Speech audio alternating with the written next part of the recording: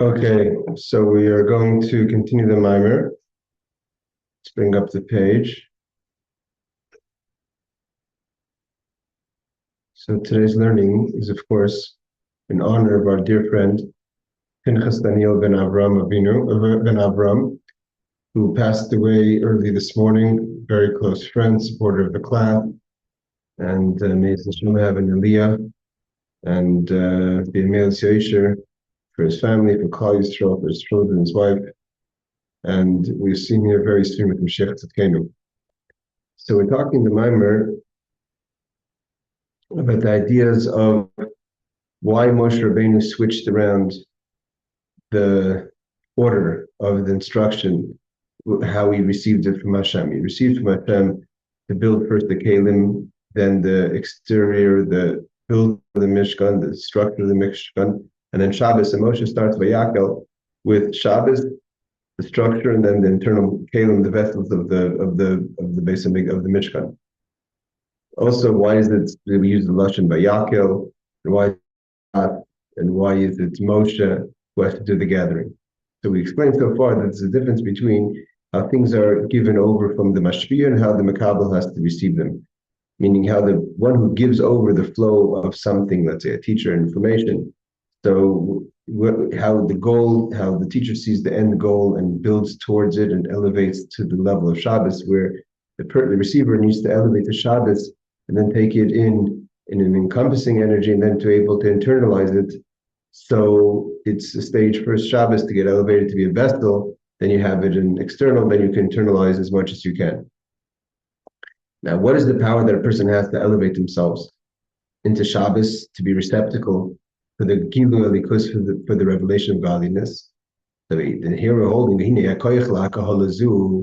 how do we gather ourselves into a group to be able to be receptacle to the idea of Shabbos and then Mishkan by day Moshe Rabbeinu? This is through our leader Moshe. Rebbe says, although who is he or she asher arv liba legeshes the bechinis Moshe Rabbeinu Lavasham, to feel that they could reach the level of their own personal avodah, to say that I'm like Moshe, and if Moshe gathers and therefore lifts up the person to a level of to be a keli, a vessel to Shabbos and the makif and the panini of the base of Migdash of the Mishkan, who could say that they have the power of Moshe within them? Nevertheless, in Tanya we learn Moshe is the faithful shepherd, as we've learned many times. And because he's the faithful shepherd, which means he's the shepherd of faith, he feeds faith to the Jewish people. So if he's feeding faith, he's feeding himself, so to say, the great faith that he has. He is the faithful shepherd and the shepherd of faith. And he's the shepherd of faith to the Jewish people. And therefore, everyone has the Moshe within them. And if everyone has the Moshe within them, then everyone has the ability to do Vayakhel Moshe, to gather within themselves, to elevate themselves to the level of Shabbos. What does it mean, the faithful shepherd? Although the Jewish people are believers, the descendants of believers, meaning we're the descendants of Abraham, Yitzchak, and Yaakov. So we have it in our DNA to be believers. So what does Moshe add to that? If it's part of our character to be believers, we are believers, the descendants of believers. It's not just a double statement. These, as we learned in the other Maamar, that there's a difference between what it means, ma'aminim and b'nei ma'aminim, different levels of amunah.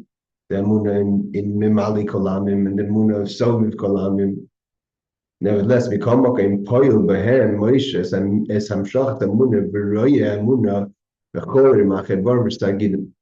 Moshe takes this amunah that we have and he shepherds it, he feeds it to us, that it should penetrate through our total being, i.e. our 248 limbs and 365 arteries. It means our entire being and the flow of our being is saturated with belief in Hashem. Like it says, that our love for Hashem, which is based on this amunah, penetrates all our heart, meaning both our Yetzer Tov and Yetzer Hara, our entire life, our entire being, like which leads even to the level of Mesiras Nefesh. By day, Nekudas Amunah Poyel Vahem Es HaKahala V'Allah, and through this point of Amunah that's given to us through Moshe, it affects that we should be able to have this gathering and elevation, bitul v'shvita. We should be able to have this idea of Shabbos, which we said yesterday, which is Shabbos is the bitul, and that is the vessel, the self-nullification and the resting of everything mundane. And therefore we could strip ourselves of our own needs and to be total bitul, nullify ourselves to HaKadosh Baruch Hu, to be receptacle of the light of the Mishkan, is we have within us, and it's fed to us and internalized to us and made real to us through Moshe Rabbeinu. This is the Gemara teaches us,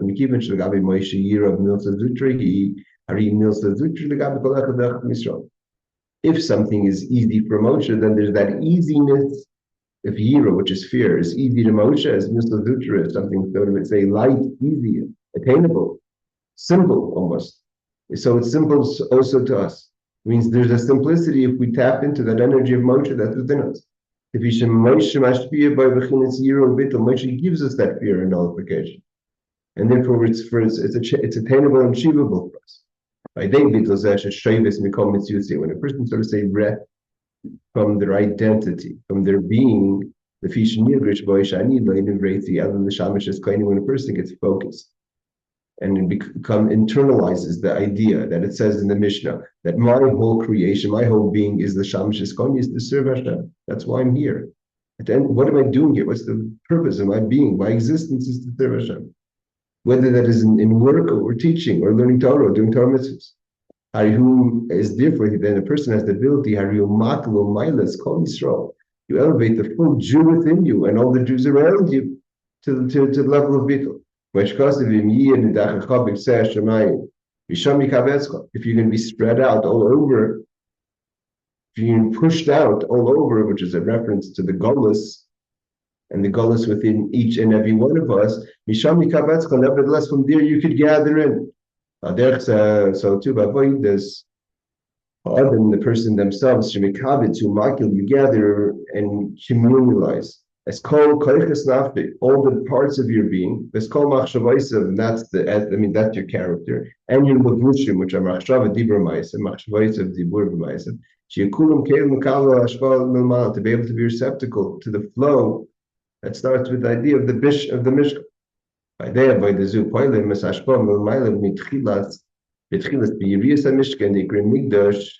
when a person does this, elevates themselves, so that's our way, through the bitul, so then we become receptacle to God's flow to us, starting with the Yiriyas and Mishkan, which are the coverings, the tent of the Mishkan, the Ekri Mikdash, the Mishkan and the Mikdash are all one. Which means encompassing. And afterwards, we clear Mishkan in the vessels, hamshacha that we internalize the message totally.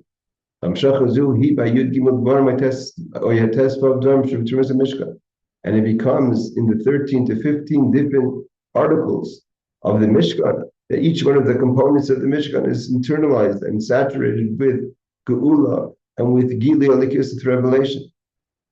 And that's within us, the different levels, the 15 to the 14 to the 13 to the 15 different components. The reason we say 13 to 15 is so the different opinions. If there's 13 components parts to the Mishkan or 15 parts to the Mishkan.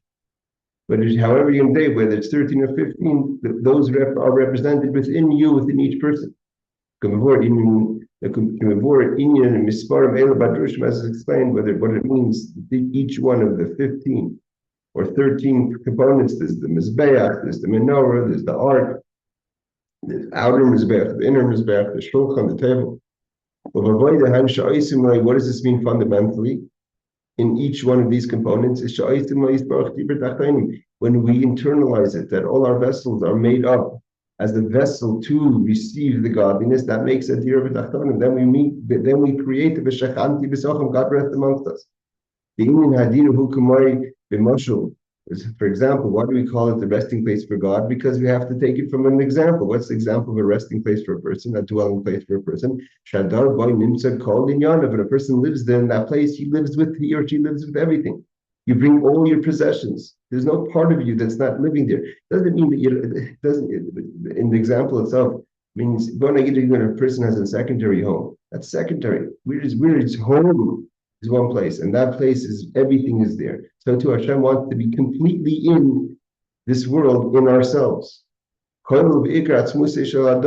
Not just only the things, but the person, the mindset, the person's desire, shifa, is this is where I am, this is where I belong. Now I'm home. God wants to see a Jew and say, oh, I'm home.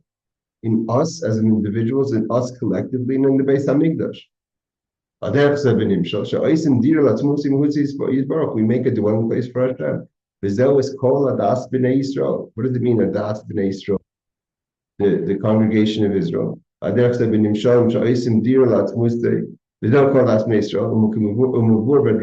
explained that Das whom Lashon Edus. The word Adas in Hebrew also is similar to the word Edus, which means a testimony. That our being a community, when it means God rests amongst Adas B'nai Israel, is that the Adas, the community of Israel, is a testimony to God. When you look at the community of Israel, you're supposed to see, oh, this is where God rests. This is godliness. I see a yid, I see godliness. You are a you are a witness, you testify of the existence of God. Your being through your avoidant choices is a testimony that there's a God in this world. A yid is a witness that there is godliness. And when it's not something that you're saying, it's when someone looks at you, they see a piece of shtickle getelchet, a piece of God. We can do it in Indian ha'edus, the atem edai, who are atmos muhus, and we're not talking about the manifestations. When you see a yid, you see atmos, you see the essence of God. And because God says that I want to be v'shachanti, the essence wants to be bitocha.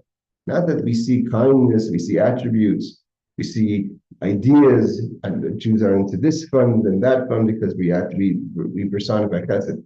When you see a yid, you're supposed to see atmos, the essence of God, because the atmos is what wants to be in this world. And Adas B'nai Yisrael is edus, testimony that this is godliness.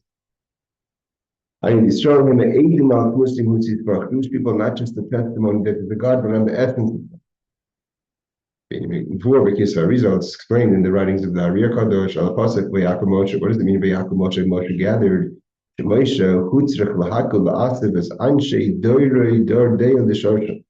it mean he gathered? That the Arizal writes that Moshe gathered the generation of the desert, which was known as a generation of knowledge, to their root.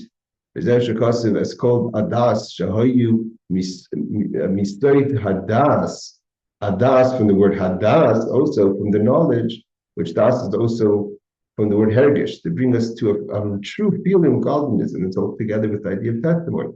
When a person really feels godliness, has das, then you're going to show, then you are a testimony to godliness. Moshe was part of that congregation. The Rebbe says that Arizal said something tremendous. The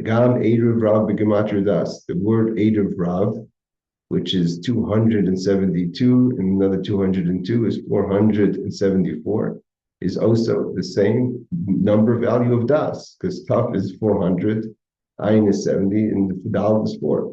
So when it says Kol Adas B'nai Yisrael, then it's a hint by the gematria, the number value, to the Erev Rav, to the multiple nations, the ones who caused the sin of the golden calf. And because they were Moshe's people, Moshe was the one who brought them under the fold of Hashem. And they were the ones who caused the people to sin, because they were the ones who instigated the golden calf. Because they're Moshe's people. These are the people that you brought out of Egypt, Moshe. You decided on your own to add these people to the people. And because of that, God was, so to say, admonishing Moshe. Why did you bring people that were creating vulnerability amongst the people? Meaning the people that you brought in, the extras that you brought in, the multiple nations, they verbalized the Jewish people. So what God said to Moshe, they're your people. Therefore, Moshe's job was to fix them. That's what it hints. It says that Kol Adas, when Kol Adas B'nai Yisrael is hinting to the Erev Rav also, that Moshe elevated them as well. Not only is he elevating the generation of the desert, which is the generation of knowledge, of hergish, a feeling of godness, and even the Erev Rav, which are the contrary of Dardeya. They're the people that are looking for a quick spiritual fix. They're the people where Moshe's gone for 15 minutes off schedule. They're like, okay, we need another God. so too they also, Adas, they're connected to this elevation of the Mishkan. The effects in them. That they should no longer just be people that are looking for a quick spiritual fix, but they should internalize what it means to be a Yid. They should be part of the collective Jewish people. Until he totally elevates him to the highest level of elevation. By doing that, and we could bring down, when a person gets elevated and a receptacle, so then we could bring down the encompassing light and the internal light, which is represented by the external of the Mishkan and the vessels of the Mishkan. Then we go from Vayakhel to the next week. The next parsha, not like this week, it's the second parsha, which is Parshat Pekudei. Parshat Vayakhel Moshe tells them. Parshat Pekudei, they did it. Not just that Moshe elevates to the potential, but we actualize the potential. The Rebbe finishes off the Maamar by day, Limud Binyanim Mele, when we study these ideas every year, it'll bring us closer to the effect of Vayakhel. That is, like it says in the verse of the prophet, Va'atem to look to Elechad, Ve'echad, God is going to gather every single lost person, no matter where they are all over the world. Shishun meets its Kedusha Leishar Begos, like Moshe Rabbeinu even elevated the Erev Rav. So too, God is not going to leave one spark in exile. Adei Vayakhel Moshe, through that Moshe gathers. Maamar, like it says, Moshe Va'aharon Imahem, Moshe is with him. When Mashiach comes, Moshe is going to be there. He's going to gather in Moshe Rabbeinu, is going to gather in the Moshe Rabbeinu of our generation. He's going to gather every spark to bring them into the fold of Geula, of redemption. The Kahal, Gadol Yeshu Heina, and the big multiple of people are going to return here to Eretz Yisrael, the Kodesh. That's a Kodesh, the Yerushalayim Kodesh, and yes, to the Beis HaMikdash Ashlishi, the third temple. Migdash, the Mishkan, the Migdash, which is also called the Mishkan, Vikar Mamish, Mamish, it should be speedily in our time. It's not talking about some futuristic time. It's going to happen now. And it's going, when is this going to happen? And what's going to be the building, the catalyst, the building of the third temple is when the Mashiach comes with the true redemption, and the complete redemption may be speeding in our time. Again, thank you all for joining. This is the short Maamar of this week. Again, we learned today, Ilay Nishmas Pinchas Daniel ben Avram, may Hashem have an Aliyah, maybe it's to the Mishpacha, to the wife and the kids, and to Klal Yisrael, to his friends. I'm actually leaving right now to go to his Lafaya, and we should only share in Kubsur's Davis good news of Mashiach now.